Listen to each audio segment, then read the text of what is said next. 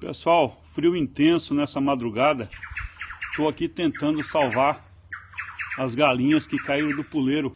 O vídeo ganhou repercussão nas redes sociais e já ultrapassou 1 milhão de visualizações. Nas imagens, José improvisou uma fogueira na tentativa de aquecer e salvar os animais que estavam enrijecidos pelo frio intenso. Essa ideia foi da minha esposa, por gostar muito de aves, de animais, e falou ao Carlos, ela me chama de Carlos, né? Carlos, vai lá e faz uma fogueira, esquenta elas no fogo.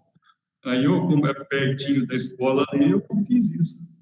Fui lá e coloquei ali, juntei elas ali, fiz aquele palho de milho, né?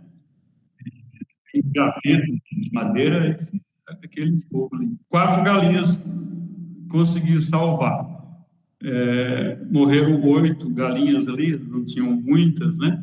Ele mora no assentamento Itamaraty, em Ponta Porã, no Mato Grosso do Sul.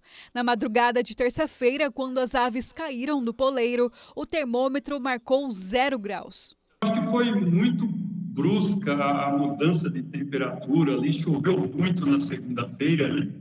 Choveu bastante e ali foi muito vento, né? Além de criador de galinhas, José Carlos também é diretor de uma escola estadual. Os alunos participam de um projeto de cultivo de hortaliças, mas a geada causou prejuízo. Cerca de 20% da produção foi perdida com o frio. Antes de começar a ventania, passar uma água tentando derreter o gelo. Uma nova frente fria deve atingir Mato Grosso do Sul na primeira semana de julho. A previsão é de temperaturas ainda mais baixas do que as registradas até agora.